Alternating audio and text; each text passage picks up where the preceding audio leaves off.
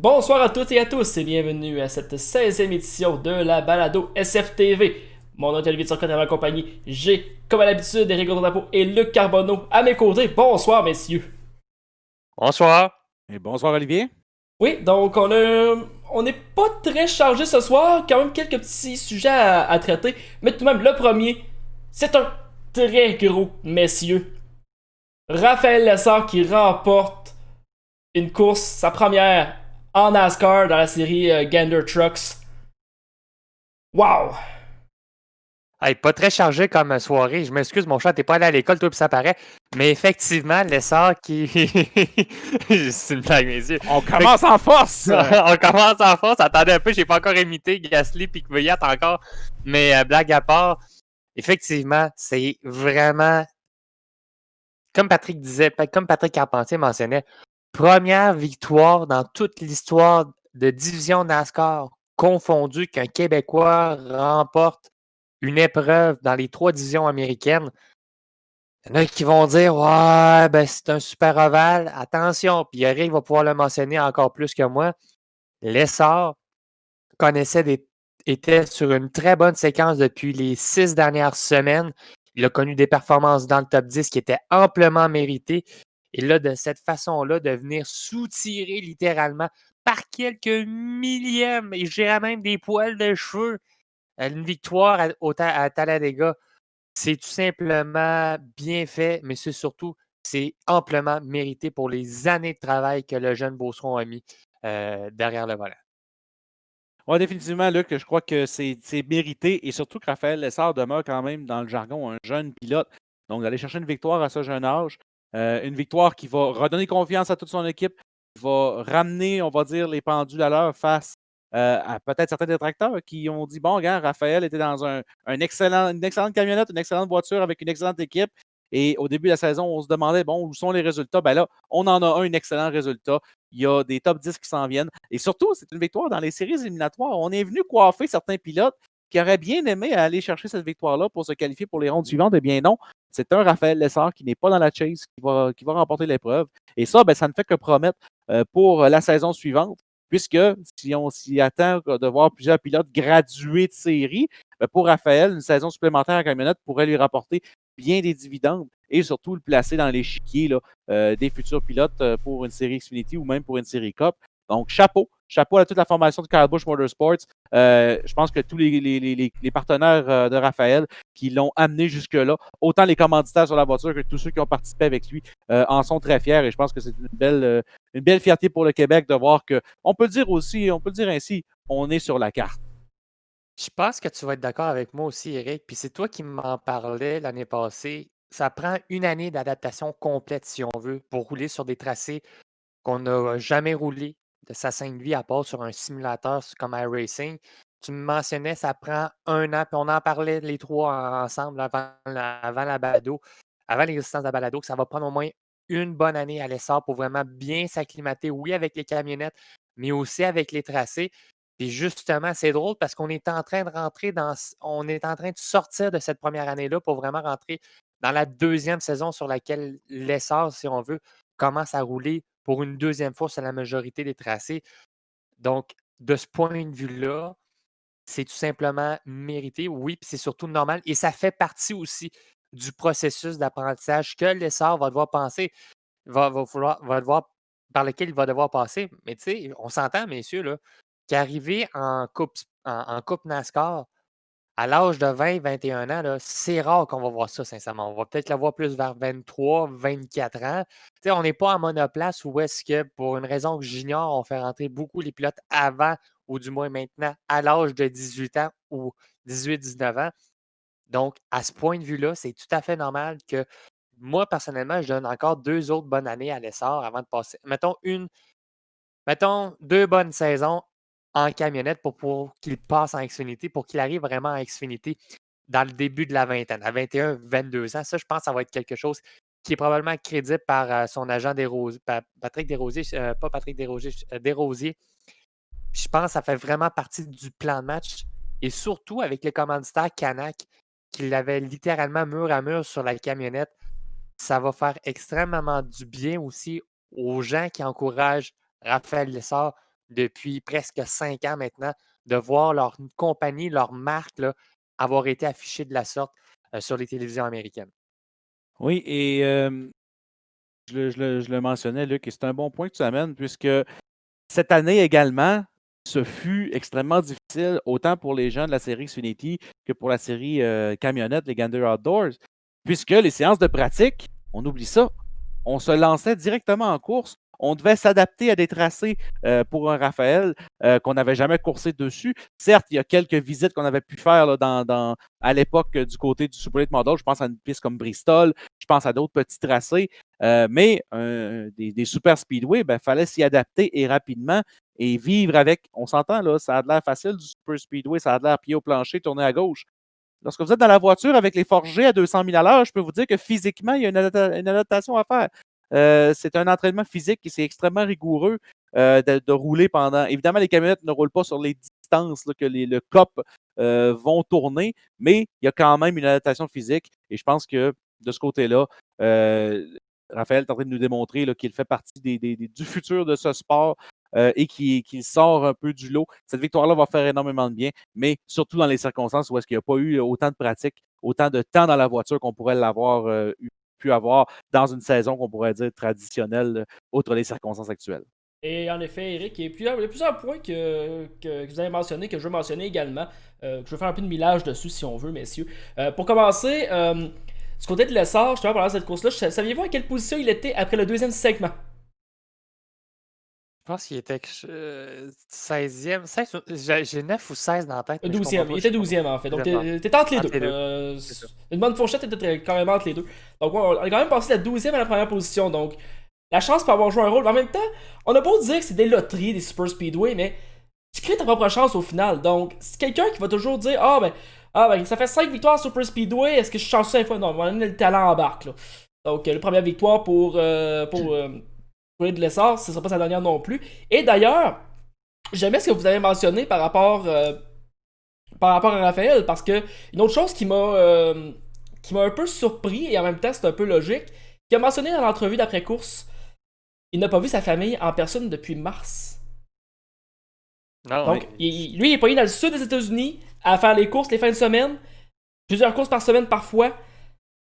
Il n'a pas vu sa famille depuis mars, et là, la consécration y arrive, les travaux, tout ça a mené vers vers vendredi, pardon. Ça en dit énormément de comment le jeune travaille, le jeune réussit à faire ces choses. Et franchement, en plus de pas avoir de pratique et de réussir à se rendre jusque-là, vraiment, chapeau. L'autre chose également, mentionner également le premier Québécois qui a remporté. Oui, c'est le premier Québécois qui a remporté. Il y a beaucoup de Québécois, par contre, qui sont passés extrêmement près de réussir à remporter des épreuves dans n'importe lequel des trois séries. On va compter fin des années 50, début 60. Jean-Paul Cavanaugh, on est passé relativement près. C'est le premier à l'avoir essayé. Ensuite, faut remonter aux années 90, certes, 2000, peut-être plus fin des années 2000. Parler de Patrick Carpentier, Alex Tagliani, un certain Olivier. Jacques Villeneuve. Ouais, merci. Ouais. Merci de le mentionner qu'en Xfinity, si c'était pas d'un contact dans les virages, Villeneuve aurait coiffé ce titre lorsque le Nationwide à l'époque était venu faire sa petite visite au circuit Gilles Villeneuve. C'était pas au dernier virage, c'était au virage du pavillon du Canada. Dernier tour, c'était Justin Allgaier qui était venu le pousser littéralement dans le pare-choc. Et Alexandre Tagliani, c'était un certain Reagan Smith qui est maintenant analyste à NBC qui l'avait littéralement poussé là, dans l'escargot pour venir lui soutirer la victoire. Donc, Patrick Carpentier qui avait terminé en plus deuxième la première année du Xfinity derrière un certain Kevin Harvick au Colorado ou Kevin Harvick? Kevin Harvick la première année, notamment à cause que Robbie Gordon avait littéralement joué le cave avec Marcus Ambrose. Mais décidément, effectivement, il y a eu plusieurs Québécois. Alex Labbé a passé pas peut-être plus près de Tagliani, Carpentier et Villeneuve, mais disons sur routier, là, il est venu cogner à la porte, là, si on veut. Je te rappelle, il y a 2 ans, du côté de l'abbé, on menait l'épreuve à la toute fin avant qu'on s'avance avec un genre dixième Great White Yellow, parce que le monde ne savait pas tenir sa ligne sur un Super Speedway en Xfinity, apparemment. Là. Donc, à part de ça, l'abbé avait réussi à faire une très belle performance à sa première course en Xfinity, on s'en rappellera. Donc, on est passé relativement proche également sur un Super Speedway. Ça peut donner quand même certaines idées à ce niveau-là. Mais là, la question, puis je veux savoir, c'est est-ce que ça vient de... Parce que j'entendais des échos qui disaient que ouf, là, au niveau de Kyle Busch Motorsports, on commençait pas. On commençait à avoir juste un petit, tu sais, un petit doute, là. Pas grand-chose, mais on parlait que ouais, les résultats commencent à tarder un petit peu. La victoire, là, on l'attend encore chez Kyle Busch Motorsport. Puis on comprendra que quand vous connaissez l'historique de Kyle Busch, j'ai pas besoin de l'étaler ici, je pense que tout le monde la connaît, là. C'est sûr qu'à un moment donné, il commençait à avoir probablement un peu de pression aussi auprès de l'essor. Est-ce que ça peut peut-être aider est-ce que de quelle façon ça va aider l'essor à cogner autant auprès de Kyle Busch Motorsport en Xfinity et aussi aux filiales de Toyota chez Xfinity? Moi, c'est la question que je me pose en ce moment. Définitivement que lorsqu'on regarde l'historique du côté de Kyle Busch Motorsports, ben, on pense à un Christopher Bell et on pense à un Eric Jones. Donc, Kyle Busch n'a pas la réputation de former, et là, je m'excuse d'utiliser ces termes, des pieds de céleri. On a tendance à avoir d'excellents pilotes dans la filière. On a tendance à avoir des pilotes qui vont chercher des gros résultats.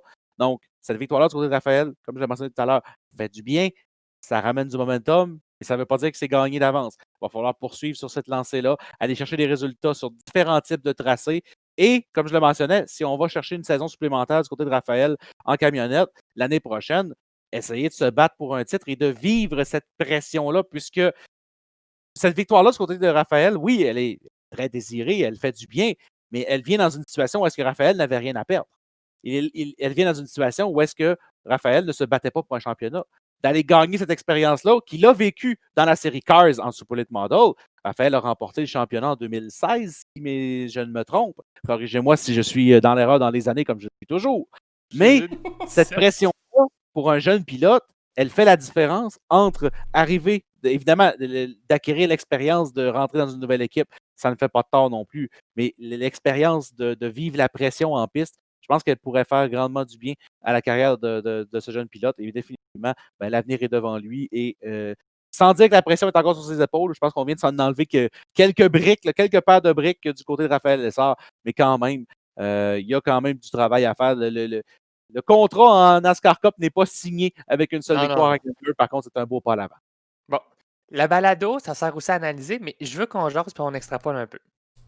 Mettons, Eric, je vais prendre plus Eric, parce que désolé, Olivier, mais Eric qui est un petit peu plus connaisseur dans le monde du NASCAR. Un tout petit peu. Un petit peu. On jase pour jaser, là, le 7 octobre 2020. L'an prochain, normalement, le calendrier régulier de la camionnette, il y a 31 épreuves, 32 épreuves, si je ne me trompe pas. Si, mettons, l'essor fait 26 top 10 l'an prochain, est-ce que ça serait suffisant en termes de constance pour faire la Xfinity? Parce qu'on s'entend que Christopher Bell et compagnie, souvent, à l'exception que tu majores ta moyenne avec des did not finish parce que la mécanique lâche, là, mettons grosso modo, tu vois à peu près 3 de 30 et 10%. Mettons que tu vas chercher à peu près 75%. On va y aller en pourcentage. 75% de top 10. Ça serait-tu assez suffisant pour convaincre Kyle Busch d'y donner une opportunité, même s'il ne remporte pas de titre, d'aller en Xfinity? Écoute, je regarde et tu mentionnes le meilleur exemple, Christopher Bell. Je ne veux pas commencer à jouer aux comparaisons, mais Christopher Mais Bell a remporté sa première épreuve en camionnette en 2015, mais c'était du côté d'Eldora, sur la terre battue qui est sa spécialité. Il avait participé à 7 épreuves cette saison-là, avait terminé 27e au championnat avec un meilleur résultat d'une 8e place au Texas, si on exclut sa victoire à Eldora. La saison suivante, il n'avait qu'une seule victoire à Gateway. Il a terminé 3e au championnat. Et c'est en 2017, toujours dans la voiture numéro 4 aux couleurs de Toyota, qu'il a remporté 1, 2, 3, 4, 5 épreuves et a remporté le championnat pour ensuite graduer vers Joe Gibbs Racing. Il avait fait quelques présences en 2017 dans la voiture numéro 20 avant d'y rouler à temps plein. Et chez Joe Gibbs Racing, ben, croyez-vous-le ou non, il a remporté à sa première saison en 2018 7 victoires et il a terminé où? 4e au championnat en vertu d'une 11e place à Homestead. Donc, pour un pilote, de faire plusieurs saisons dans la série, je pense aux camionnettes, pourrait grandement lui valoir la peine puisque ça va faciliter son entrée dans la série suivante au lieu de, bon, on parle d'un certain nombre de top 10. Malheureusement, les statistiques que j'ai devant moi ne me fournissent pas là, les données exactes par rapport à ça. Je devrais les compter manuellement. Mais du côté de Christopher Bell, on a connu rapidement du succès dans toutes les séries où on s'est présenté. Et tout de même, on se présente en COP en 2020 avec déjà 4 top 10 à son exclusif en 31 sorties. Maintenant, jouer aux comparaisons avec un pilote qui a un championnat à son actif, c'est audacieux. Par contre, si c'est la marche que l'on doit suivre pour Raphaël pour avoir du succès, il faut y aller saison par saison.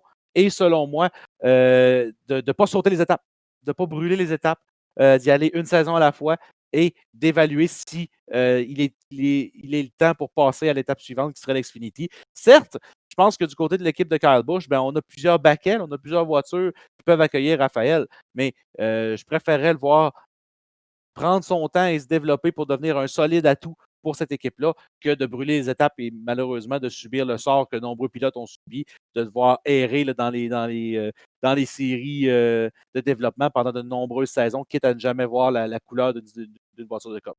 Elliott Sadler. Désolé. Désolé, Donc, c'était trop facile parce qu'Elliott Sadler, effectivement, a passé pas mal la majorité de sa carrière en Xfinity. en effet. Même moi, je savais celle-là, Luc, donc ça me donne une idée à Ok, quel bon. point elle est assez connue. Petite nouvelle avant qu'on passe du côté de la F1. Si je me trompe pas, on a une autre pilote féminine qui va rejoindre la série Truck, donc la série Gander RV and Outdoors Truck Series, évidemment. C'est un instant. Mademoiselle Deegan. Oui, Mademoiselle Deegan, donc Hailey Deegan qui rejoint pour cette fin de semaine, non, fin de semaine prochaine, pardon, à Kansas Speedway. Elle va rejoindre l'équipe DGR Crossley. Donc, voyons voir, elle avait remporté des preuves, je pense, il n'y a pas longtemps, je me souviens bien, en ARCA. Je me souviens qu'elle a fait sa marque là, dans les petites séries, la K&N West en particulier. Ah oui, K&N West qu'elle avait remporté, oui, c'est vrai. Donc, ça sera surveillé de son côté. Définitivement, c'est un pas à l'avant là, pour l'ouverture et j'ai exclusivité dans la tête, mais c'est pas le terme que je recherche. Pas l'inclusivité, mais d'avoir une meilleure représentation. L'inclusion des femmes. L'inclusion, voilà. C'est l'inclusivité, je pense que le terme est adéquat. Donc, d'aller chercher une meilleure visibilité pour les femmes dans le sport, c'est un pas à l'avant. Je pense que NASCAR a été un des sports là, qui a besoin de ce genre de vent de rafraîchissement. La Formule 1 aussi. Là, je pense que la monoplace n'y échappera pas dans les prochaines années et c'est une très belle chose à voir. C'est une opportunité. Certes, il va falloir voir qu'est-ce que les résultats, à quoi les résultats vont ressembler, mais une belle porte qui s'ouvre là, pour la jeune Ellie Deegan qui est évidemment ça vient de famille, là, Ellie Deegan qui est la fille d'un. Je me souviens que c'est un pilote de motocross et je me souviens malheureusement juste plus de son prénom. On me confirmera. Brian Deegan, voilà, qui a été dans le Supercross et dans d'autres disciplines un peu plus extrêmes, donc dans le freestyle. Définitivement, je ne vais pas dire seulement le financement, mais la passion pour le sport automobile y est. Donc, restera à voir si les résultats vont suivre. Tout à fait. Maintenant, allons du côté de la Formule 1. Avant d'aller du côté de ce Grand Prix de cette fin de semaine, le Grand Prix de l'Eiffel, je veux qu'on passe un petit moment sur la bombe qui est tombée quelques heures après notre balado la semaine dernière. Honda qui quitte la Formule 1. Arigato, Honda. Mais sincèrement, je suis déçu. Je trouve ça dommage que Honda décide de quitter la F1 pour aller se concentrer vers la création d'un moteur là, pratiquement à zéro émission au niveau de moteur à combustion. Ça, je pense que c'est le côté un peu dommage, surtout qu'on sait que la F1 va quand même rester avec des moteurs hybrides là, avec la récupération d'énergie dans les prochaines années. Et à noter qu'il reste en IndyCar. Deux poids de mesure, là. Exactement. Donc, le point qui est intéressant à soulever, surtout qu'Honda, même Honda et Chevrolet, petite parenthèse, en IndyCar, ont prolongé leur entente aussi. C'est surtout de ce point de vue-là. Donc, je me demande, je me pose simplement des questions. On sait que ça a mal été avec Renault pendant une décennie. Honda, après 3 saisons, va quitter. Est-ce que Red Bull serait trop dur avec ses motoristes? Mais là, trop dur au point de leur faire même chiquer la gomme à tabac puis que ça soit même pas suffisant pour endurer? Non, la raison n'est pas là. La raison du côté de Honda, c'est clairement une raison économique. Ça fait 3 fois qu'ils quittent pour parler des crises économiques. 92, 2009, 2009. 2020. On est dans donc 3 crises économiques. En début des années 90, c'était du côté du Japon. L'économie avait pris une crash que. Étonnamment, on dit que le Japon, c'est encore une économie qui grossit, mais elle n'a même pas récupéré encore de ce qu'elle avait vécu dans cette période-là. Le crash des Est-Asiatiques, là, le Japon n'a pas encore récupéré à ces niveaux-là. Ça vous donne une idée. 2009, le gros crash économique. Oubliez le projet. Et en 2020, avec la COVID, Honda a plus ou moins d'argent de ce qui est en nous. Ouais, mais je trouve ça plate que je comprends parce que là, il manque d'argent, peut-être de manque de liquidité ultimement dans la compagnie pour faire des développements plus poussés, je comprends. Surtout que des moteurs de F1, c'est tellement rendu compliqué là, que. Ben oui, c'est compliqué, sauf que d'un côté, la technologie hybride est pratiquement rendue dans la moitié des voitures qui se vendent aujourd'hui. Je dis ça de même, mais je dis rien. Mais je trouve que c'est l'excuse facile aussi de sortir de l'affaire, de dire ah, je sors pour des raisons économiques. On s'entend que Honda, en termes de constructeur, vend possiblement le plus de voitures sur le marché international. Tu sais, je m'excuse, C'est mais un des très Honda, gros. c'est un des plus gros, là. Donc, de ce point de vue-là, dire au niveau économique, ah, je me retire pour des raisons économiques quand je pense que tu es pratiquement le troisième ou quatrième vendeur international, moi, je m'excuse. Personnellement, j'ai beaucoup, beaucoup, beaucoup de difficultés à acheter ça. Puis la question maintenant, c'est il va rester Renault, Ferrari, Mercedes. Écoutez, là, vous êtes Hmm. rendu à 3 motoristes pour 10 écuries. Et Liberty Media veut plus que 10 écuries sur son plateau. La question maintenant, quel autre motoriste voudrait embarquer? Bon, on parle là, probablement une filière d'Infinity ou probablement Porsche ou Volkswagen. En tout cas, il y a des rumeurs qui circulent, car peut-être. Infinity, c'est Renault, donc on oublie le projet tout de suite. Là. Bon, je suis désolé de l'erreur, mais on parle de Porsche, Volkswagen, là, peut-être venir embarquer pour soutenir Et, Red Bull comme motoriste. Ce que personnellement, je n'achète pas pour 5 cents. J'achète pas moi non Ça, plus. Ça fait c'est des 3 fois rumeurs que que ça je fait trouve. 3 fois qu'ils attendent les changements C'est réglementaires pour ça. C'est pas arrivé. Donc, ça, oubliez le projet. moi, je pense que Ils sont en Formule E, ils vont rester en ça, Formule c'est des rumeurs qu'on entend, puis moi, je n'achète pas ça pour 5 cents. Fait que le point il est le suivant. On veut plus d'écuries, mais on reste avec 3 motoristes. Là, il va falloir qu'on prenne des décisions au niveau de la gouvernance de la F1. On a signé les accords de la Concorde, c'est une chose. Là, il va falloir trouver une façon pour pas juste encourager des écuries à rentrer dans le championnat, mais également des motoristes à intégrer le championnat. Puis ça, je pense, ça va être pas mal plus difficile que de tout simplement amener des écuries sur le plateau. Oui, tout à fait, parce que à mes yeux, c'est de plus en plus rare le combo écurie qui fait son propre moteur. Ferrari, c'est là depuis la nuit des temps. Renault, bon, ce que ça a été ici et là, parti, revenu avec quelques phases d'être seulement qu'un motoriste. Il reste qui après ça? Honda, bye bye. Il reste, bon, évidemment, Mercedes. Mercedes ne sont pas partis pour prendre le bord, mais en même temps, les changements de règlement en 2021 vont peut-être taquiner un peu la formation allemande, mais en même temps, ayant le succès qu'ils ont connu depuis l'ère hybride, je pense pas que Mercedes s'en va nulle part. Mais comme Luc le mentionne, il ne faut pas seulement attirer des gens qui voudront acheter des composants à ces fabricants-là, mais bien des gens qui vont être prêts à pousser l'innovation et à s'investir dans ces moteurs du futur. Les moteurs hybrides, je m'excuse pour les gens à la maison qui aiment les V12 et les moteurs bruyants, les moteurs V12 n'étaient pas efficaces. Ils n'étaient pas performants. Pourquoi? Parce que ça prend 8000 RPM avant d'avoir la bande maximale de couple pour ce moteur-là. Un moteur électrique, la bande de couple, vous l'avez à 0 RPM. Vous l'avez tout de suite, c'est instantané. Dans une des futurs setup shops, là, je ferai la différence. Pourquoi que justement, on considère les moteurs électriques qui sont plus, en bon québécois, torqueux. C'est pas parce qu'ils ont plus de couple. Au contraire, c'est parce que le couple est délivré instantanément. Donc, les moteurs hybrides sont là pour rester et sont le futur des moteurs des voitures modernes, puisque ça consomme moins d'essence, ça pollue moins, c'est plus vert, etc.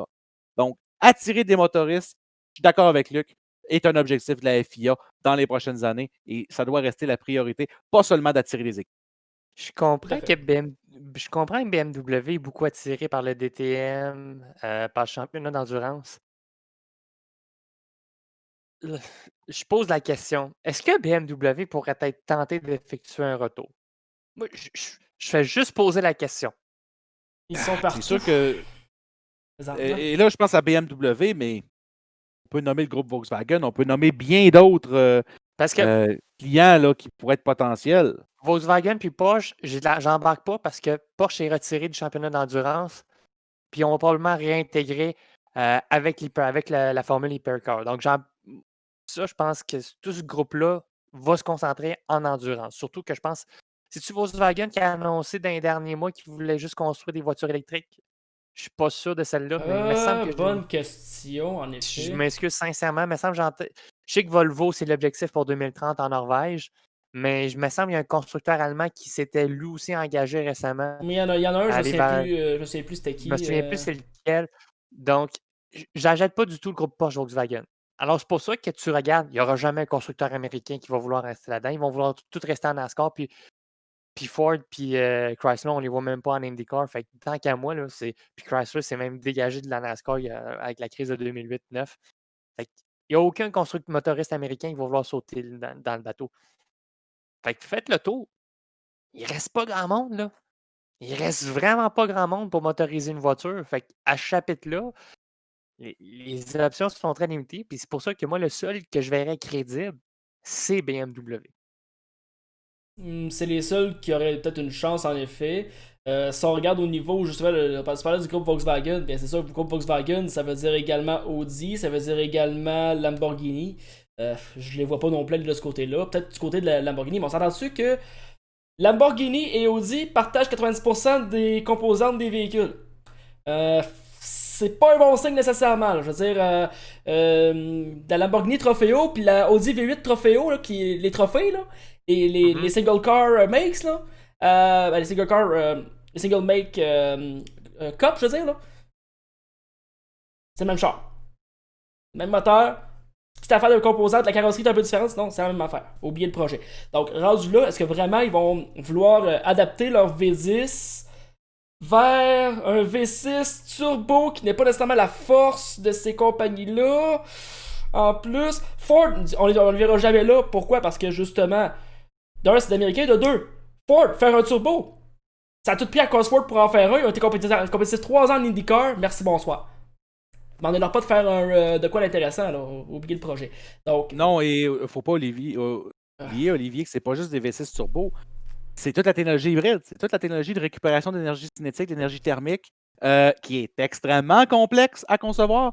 Les batteries, c'est extrêmement complexe. Parlez-en aux gens de la Formule E qui vont vous dire tout de suite que c'est la raison pourquoi ils ont eu besoin de 2 générations de voitures avant d'avoir une voiture qui est capable de faire une course de 45 minutes sans devoir changer la voiture au complet.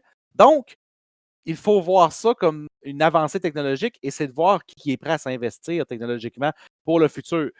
Des constructeurs automobiles, généralement, que ça veut faire, ça veut maximiser les profits pronto, rapido. C'est quoi? Oui. C'est une entreprise avec des tenanciers, pas des créanciers, mais c'est une entreprise. Des bailleurs de fonds. Merci beaucoup. Donc, eux, ils veulent des résultats à Q2, Q3, Q4. Nommez-moi tous les cadrans de l'année. Ils veulent des résultats financiers. Là, investir pour le futur, c'est de sacrifier, on va dire, des centaines de milliers de dollars pendant quelques années pour dire que dans 5-10 ans, on va avoir une voiture qui va être aux couleurs modernes des besoins et des tendances de l'heure. En Allemagne, en 2030, fini les voitures à l'essence, finito. Si ces constructeurs-là veulent vendre des véhicules, ils devront changer leur motorisation. Et bon, est-ce que la Formule 1 peut les aider à ça? Certainement. Par contre, les règlements devront être faits en sorte d'attirer les gens et non, justement, comme là, on peut voir avec l'endurance, c'est un petit peu le même principe. On a tendance à se retirer plutôt que de rejoindre. voilà, donc c'est à suivre de ce côté-là. Petite parenthèse d'ailleurs, Renault, si ça continue comme ça, va retourner motoriser Red Bull et AlphaTauri en 2022. Ah, ça, c'est un peu ça, ironique. Ils seraient obligés par la FIA parce que c'est eux autres qui ont le moins d'équipes qui le motorisent. Donc, ça serait un peu l'ironie de la situation. Mais bon, là, maintenant, je vais retourner du côté de la Formule 1. On est en Allemagne, on va rester en Allemagne. Donc, prochain Grand Prix, le Grand Prix de l'FL. Officiellement, ils n'appellent pas ça le Grand Prix d'Allemagne. Du côté du Nürburgring. Moi j'ai une chose à dire. En fait, j'en ai deux. Ça va être le fun d'avoir Mick derrière un volant. Deuxième chose, est-ce qu'on peut avoir des conditions météo comme 2007, puis peut-être même avoir de la givrée le vendredi puis le samedi matin? Me semble que ça serait le fun, puis ça ferait changement aussi. Développe que Latifi mène l'épreuve. Oui, puis me semble que cette fois-ci, là, si mettons là, qu'il fait 3 degrés, Lewis Hamilton aurait raison de chialer que ses pneus tiennent pas. Et que j'ai pas hâte d'être un ingénieur de Pirelli pour ce week-end-là, moi. Oh là Ouch! là là là là Oh, là. ça. Euh, Eh. j'ai de la misère à voir comment Pirelli, qui a des spectres prédéterminés là, de pneumatiques, va survivre à une telle épreuve. L'Allemagne, au mois d'octobre, il fait pas chaud. Les conditions de surface, comme tu le mentionnais, Luc, peuvent être très capricieuses, autant qu'il y a de la pluie. Je ne crois pas que le gel au sol soit un risque si dangereux que ça. Par contre, ça va être de garder la température dans ces pneus-là. Et quelle équipe a de la misère à garder la température dans ces pneus? Une certaine équipe qui s'appelle Mercedes. Donc, j'ai hâte de voir. Je m'attends à un Grand Prix très intéressant, un Grand Prix où les pilotes devront faire du temps supplémentaire à gérer leurs pneumatiques plus qu'à courser les uns contre les autres. Le Nürburgring n'est pas un tracé de toute façon qui est propice au dépassement, outre le virage numéro 1, mais j'ai bien hâte de voir et je vois un Luc Carbonneau qui a hâte de Ah, parler. il est très content, il est très hâte. J'étais curieux. Je tiens à vous rappeler que Nürburgring est à peu près à 300 mètres d'altitude, minimum. Les prévisions météo, en date de mercredi 8h34, un 7 octobre. Vendredi, des averses, de la pluie quand même relativement soutenue, maximum de 12 degrés, minimum de 5.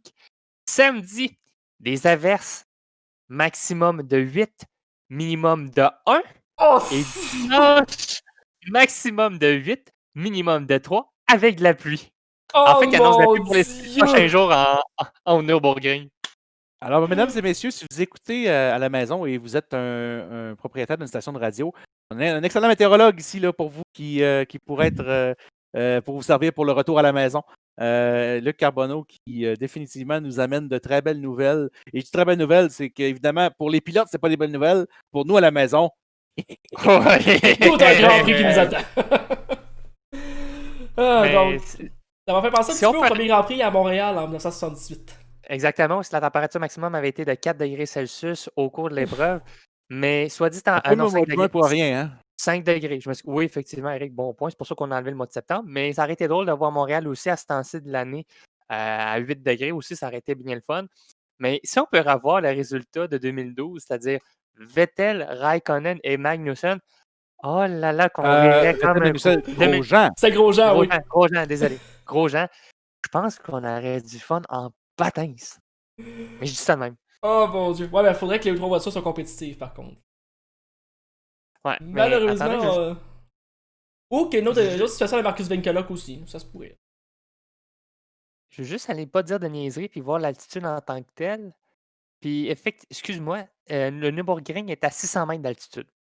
Ah, c'est pas si Donc, pire. c'est pas si pire. C'est juste 300 mètres de plus que ce que j'ai dit tantôt. Alors, ça peut laisser place à beaucoup, beaucoup de petites surprises. Oui, un tracé qui a beaucoup de changements d'élévation. Donc, s'il pleut beaucoup, l'écoulement des précipitations peut être très capricieux. C'est pas un tracé qui va justement être outre dans l'enceinte du virage numéro 1, où on s'en souviendra tous de 2007, où est-ce que là, justement, l'écoulement d'eau peut être extrêmement capricieux pour le freinage.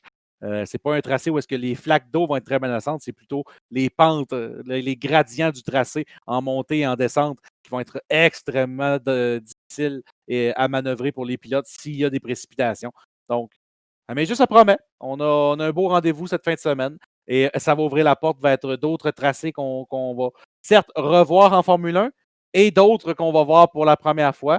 Je pense à Bahreïn, le circuit extérieur, et le tracé qui va revenir à toutes les semaines. J'ai nommé Portimao. Portimao qui est à suivre d'ici la fin de la saison. On ne va que là, ça va être magnifique.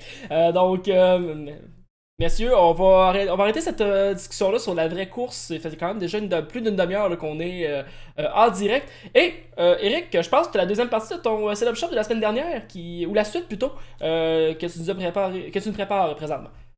Que je devrais présentement. Je suis capable d'être prêt à l'instant même où est-ce qu'on m'appelle, mon cher Olivier. Alors, oui, on fait la suite, je peux dire ainsi.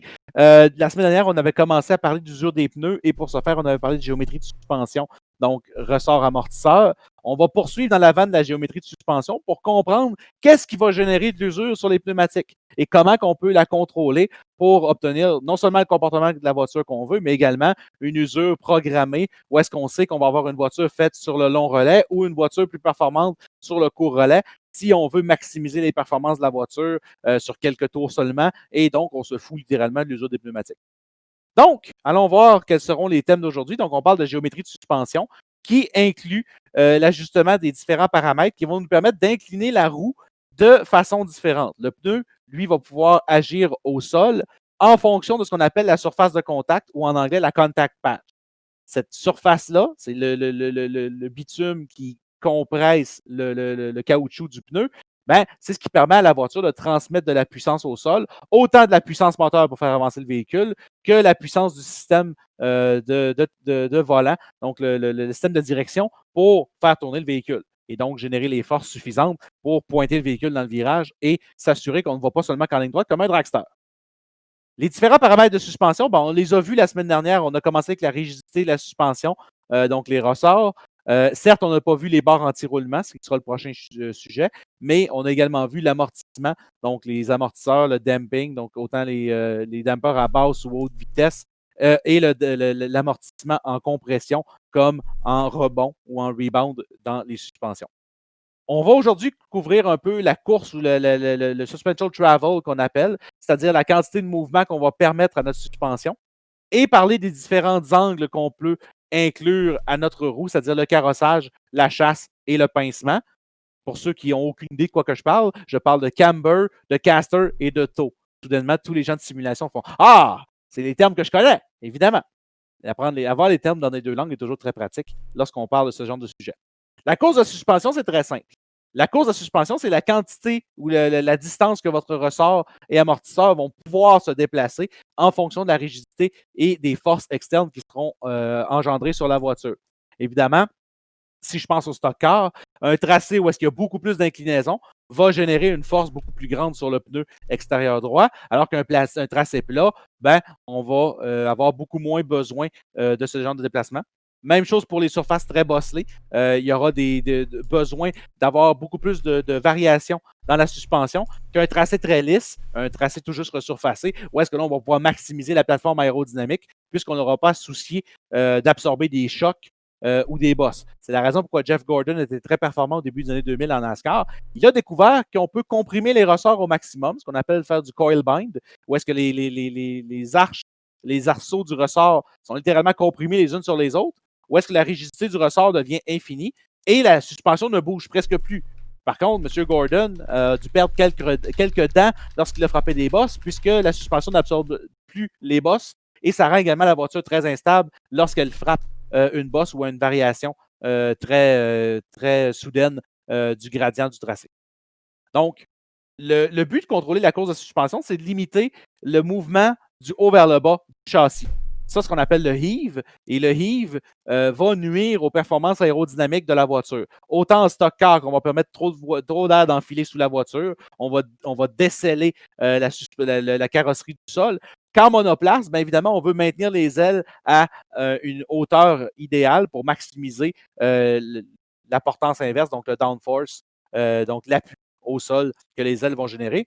Et en monoplace et en GT, c'est encore plus difficile parce qu'il faut quand même laisser passer de l'air s'écouler sous la carrosserie. Il y a un gros diffuseur derrière qui aime ça avoir un écoulement d'air propre pour générer encore plus d'appui au sol. Donc, le niveau ou la hauteur qu'on veut maintenir le châssis est très, très délicate et très dépendante du type de voiture et du type de carrosserie qu'on a. Mais on est en mesure de la contrôler avec la course de la suspension qui se gère autant par l'amortissement que par la rigidité du ressort. Généralement, et ça je parle sur iRacing, je ne suis pas assez connaisseur d'autres simulateurs à ce sujet, mais lorsqu'on prend des ressorts plus rigides, ils ont tendance à être un peu plus longs également.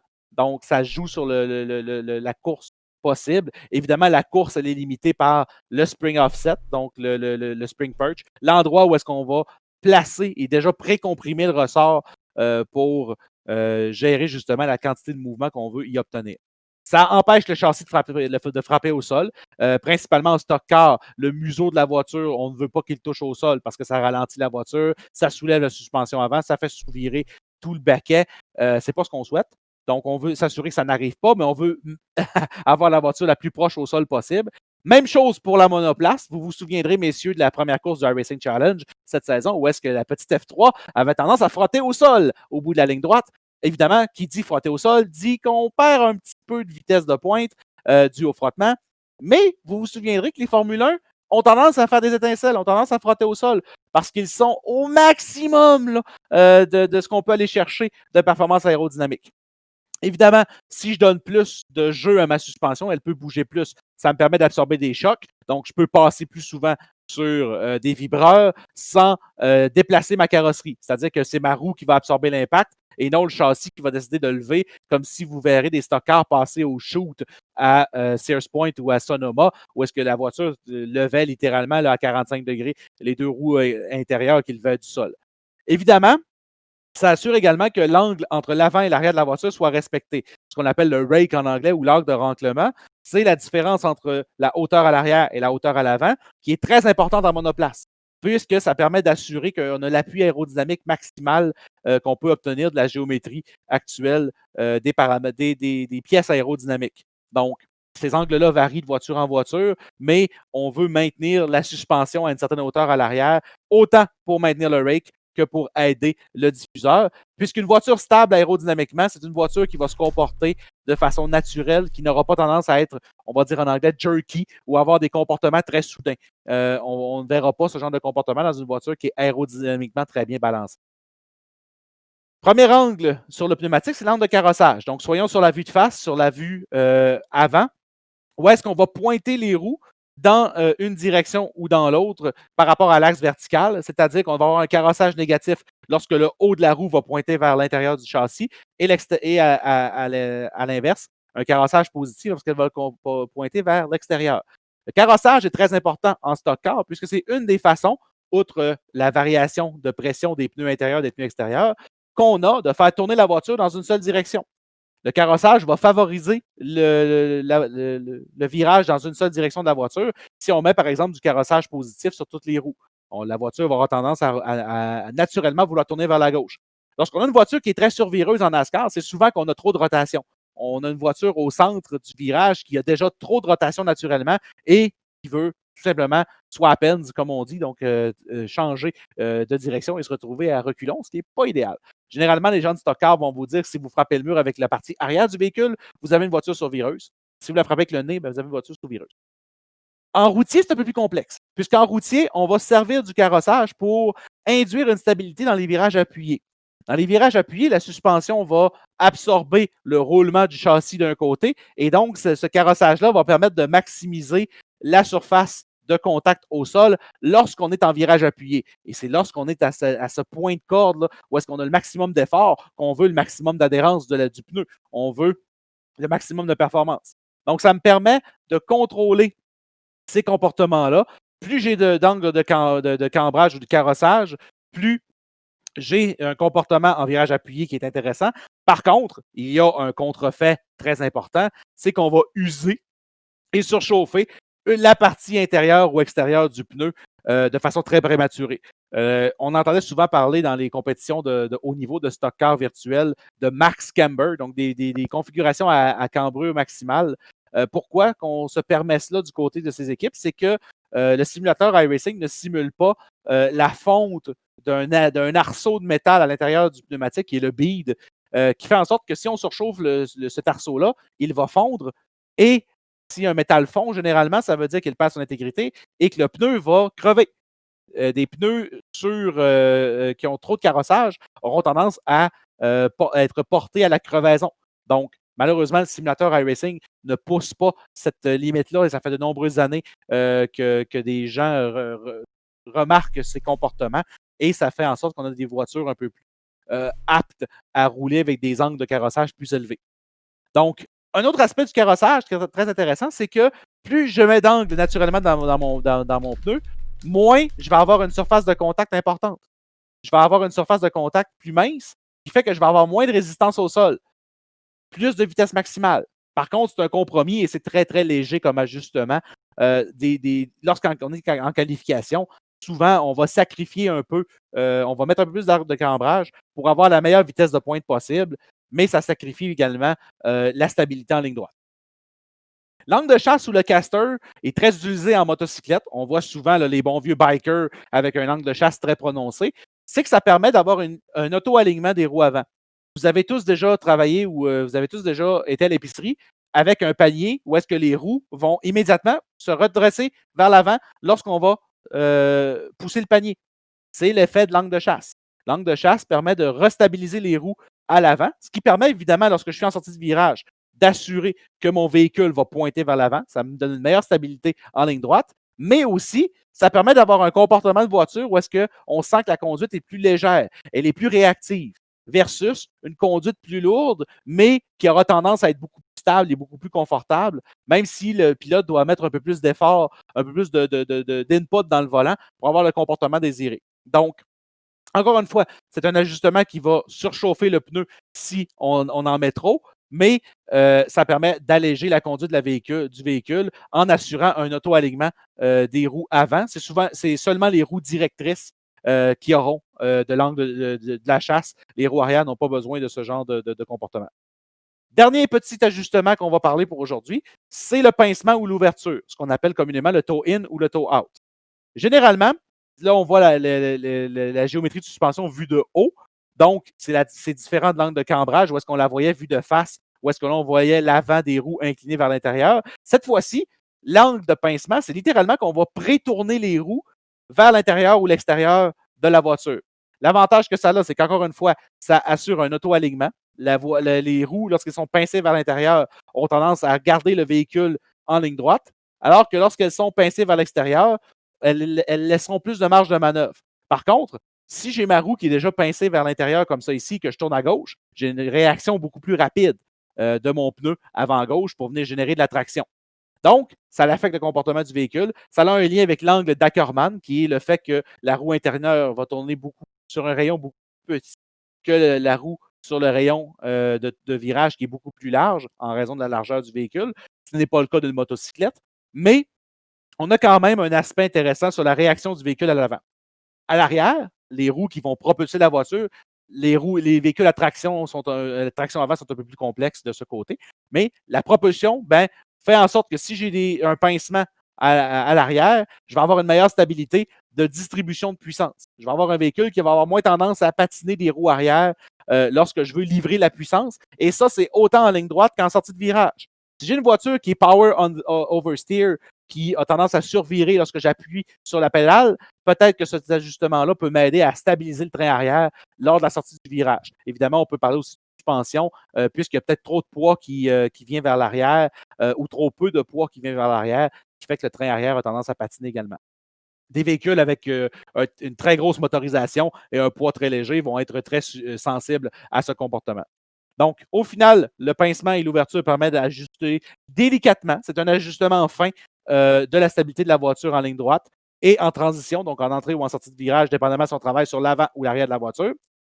Par contre, un véhicule stable, ça ne veut pas dire que le véhicule va se comporter de façon correcte, que ce soit en ligne droite, en transition, entrée-sortie de virage. Généralement, une voiture stable, ça veut dire qu'elle va vouloir rester dans son comportement actuel. Une voiture stable en ligne droite, ça veut dire qu'elle va être beaucoup plus dure à faire tourner. Une voiture qui est stable en virage va dire que lorsque je vais vouloir revenir en ligne droite, ça va être beaucoup plus difficile ou beaucoup plus sensible de le faire. Donc, c'est très, très délicat, ces petits ajustements-là, puisqu'ils peuvent venir jouer sur la durée de vie des pneumatiques. Encore une fois, c'est un ajustement qui va user prématurément les pneus, donc qui va les faire surchauffer. Et de trop en mettre peut être très nocif sur le long relais qu'on peut avoir avec un train de pneus et ainsi ruiner les espoirs. Par contre, évidemment, en qualification, ça peut être un beau pari à aller chercher si on veut chercher quelques petits dixièmes sur une configuration de qualif.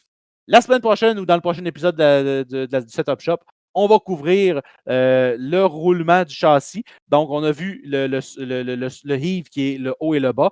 On verra le mouvement rotatif du châssis qui est le roulement, qu'on peut contrôler à l'aide des barres anti-roulement, des sway bars comme on appelle, dans le jargon. Merci beaucoup, Eric. Et je pense que là, il y avait une petite question pendant ton petit exposé. En fait, c'est une question bien niaiseuse, puis je m'excuse sincèrement. Est-ce qu'on pourrait arriver à avoir des angles de carrossage qui sont identiques sur la voiture dans le même angle en course? C'est-à-dire que, par exemple, là, on voit sur la diaporama en ce moment qui est affiché, tu as un carrossage négatif et un carrossage positif. Est-ce que tu pourrais avoir deux roues qui sont alignées dans la même direction si elles sont face à face? Est-ce qu'on appelle ça du carrossage positif-négatif ou si il peut y avoir une indépendance des roues qui peut être créée aussi? J'imagine qu'il doit y avoir une indépendance qui peut se faire. L'ajustement du carrossage est indépendant à chaque roue. On OK. peut, on peut l'ajuster individuellement sur chacun des pneus avant, arrière et gauche-droite. Donc, en stock car, il n'est pas rare de voir le pneu avant-gauche qui est très peu incliné de façon positive, alors que le pneu droit, lui, va être carrossé de façon très agressive pour justement être le pneu qui va avoir le plus d'effort en entrée de virage lorsque tout le poids du stock car va se diriger vers l'avant droit. L'avant gauche étant moins sollicité, on peut se permettre d'avoir un carrossage beaucoup moins agressif. Les carrossages arrière d'un stock car, eux, sont généralement beaucoup plus limités et de façon générale sont. Et là, je ne veux pas me tromper du côté de iRacing, quelle est la règle qu'on utilise. Je sais qu'on est limité généralement à 2 degrés de carrossage arrière. Sur les stock cars, une règle qui provient du NASCAR, mais on est quand même capable de l'ajuster de façon indépendante sur chacune des roues. Alors, vous voyez que je suis meilleur derrière en volant que pour régler un char. Et c'est pour ça qu'on est des experts aussi pour ça. Donc, Merci, Dra! voilà, toujours très pertinent comme exposé. Et c'est là qu'on voit tous les talents de professeur qu'il a, évidemment. Donc, il ne reste plus que la dernière partie de cette balado. Pour ceux qui se souviennent, et bien dans quelques instants, on a évidemment la troisième ronde du iRacing Challenge qui va se dérouler sur nos ondes. Mais avant, on va faire un petit retour donc sur, pour commencer, la série NASCAR Cup à Drôme-Chaudière, Vallée-Jonction. Eric qui ponctué par beaucoup de drapeaux jaunes, malheureusement. Oui, une course de Pocono qui a été mouvementée et mouvementée pour le pilote de la voiture de sécurité. Donc, beaucoup de millage pour ce dernier, malheureusement, Il en a combien de vendredi tours? dernier. Sur 50 tours, et là, on me corrigera, je n'ai pas le nombre de tours exact, mais j'ai 12 neutralisations, incluant la neutralisation du segment, il ne faut pas l'oublier. Elle est naturellement déjà comptée. Donc, c'est une course qui a été très mouvementée, qui a vu Fred Moreau coiffer Félix Gratton sur le troisième essai de Vert-Blanc Damier au 58e tour pour remporter la deuxième épreuve de sa saison en 5 sorties. Donc, pour Fred Moreau, c'est un grand soulagement. Là, on le revoit finalement là où est-ce que le pilote de la voiture numéro 5 devrait être. Lui et son équipe font un excellent travail, toujours des configurations très performantes. Bien malgré tout qu'on n'a pas pu voir le potentiel de chacune des voitures sur des longs segments, puisque la course a été interrompue par de nombreux incidents. Souvent à une ou deux voitures, mais parfois, là, on a vu voir 4 ou 5 voitures impliquées dans un incident, ce qui est très malheureux. Ça ralentit énormément le rythme de l'épreuve. Mais dans les circonstances, Pocono est un tracé très technique, très difficile. Configuration ouverte. On veut sacrifier dans le virage numéro 1 pour avoir une voiture plus stable au virage numéro 3. Ça fait des situations très délicates. On a vu à plusieurs reprises des administrateurs du côté de LM Productions changer la donne. On est revenu avec des relances à la file indienne. On a ramené ça à 2 de large. On est revenu à la file indienne. Et pour le spectacle à la fin, lors des Vert Blanc Damier, on a laissé ça à 2 rangées, comme ça devait être. Et ça a donné un spectacle qui, a certes, été écourté par les nombreuses neutralisations. Mais on a vu plusieurs belles batailles en piste. François Benoît et Frédéric Ladouceur, dès le premier tour, à la sortie du dernier virage, impliqués dans un incident, alors que Benoît, sa voiture, a frappé le mur à la sortie du virage numéro 3. Quel virage numéro 4? Ça n'existe pas à Pocono. Mais tout de même, une épreuve qui a été très mouvementée et qui aura fait jaser là, du côté de l'M Production. La semaine prochaine, par contre, très intéressant. Premier circuit routier de la saison. On se dirige du côté de Watkins Glen pour la version COP, évidemment, la version écourtée, avec l'arrêt d'autobus pour la première épreuve de circuit routier. Et une épreuve, surprenamment, qui va durer 50 tours ou 52 tours, si ma mémoire est bonne, du côté de l'M Production. On y va avec un circuit routier et on fait une épreuve longue avec un segment au 18e tour. Donc, il va falloir naturellement rester en piste, avoir une voiture qui va être performante sur le long relais, et ce, évidemment, puisqu'il n'y a pas de neutralisation sur le tracé, seulement des neutralisations locales, donc des drapeaux jaunes localisés, qui va rendre la course très intéressante. J'avais mentionné lors de la fin de la diffusion vendredi dernier mon favori, Jean-Raphaël Morin. Je pense que c'est vraiment le client potentiel pour cette victoire s'il peut aller la chercher. Il a encore un Fred Moreau entre les jambes et j'ai hâte de voir qui va tirer son épingle du jeu, qui sera le road course ringer, comme les Américains aiment bien l'appeler. Donc, le pilote qui va plus se démarquer sur circuit routier. Définitivement, une belle étape à suivre ce vendredi sur les ondes d'SFTV dès 20h40.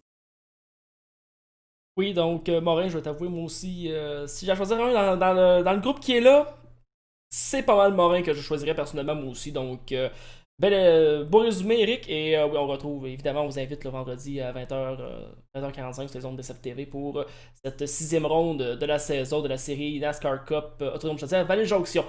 Luc, de notre côté, vendredi dernier, on était du côté de la série EGT4 Sprint à Zolder. Première mauvaise nouvelle, il n'y a pas eu de pluie.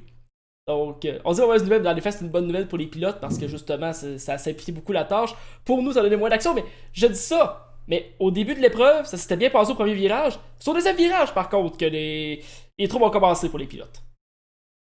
On est rentré à 3 de large et je pense notamment, par exemple, à Alexis Germain, Alexandre Pazé, Mike Lacosta, ça n'a pas été la cause rêvée non plus. On est rentré à 3 de large, on l'a échappé dans le premier virage. Il y a plusieurs pilotes qui ont été impliqués. Je pense notamment à Alain Léon qui a fait une très belle remontée également. Donc, ça a été très serré. On sait que c'est un circuit qui est invitant, mais qui ne pardonne pas dans le premier secteur. Parce que vous ne pouvez pas rentrer 2 de large et espérer que ça passe comme du beurre peut fondre dans une poêlonne. Oubliez ça, ça n'existe pas, ça n'existe pas du tout. Donc, il y en a plusieurs qui sont risqués. Par contre, je pense que tu vas être d'accord avec moi.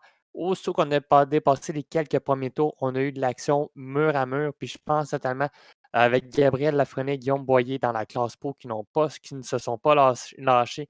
Même chose avec Tommy Landry, Thomas Lavoie, Luc Massat avec Pierre-Olivier Cloutier. On a eu tout un spectacle dans le bataille pour aller intégrer le top 10. Il y a eu des belles luttes tout au long de l'épreuve. Puis en classe argent, belle performance de Jean-François Hinault.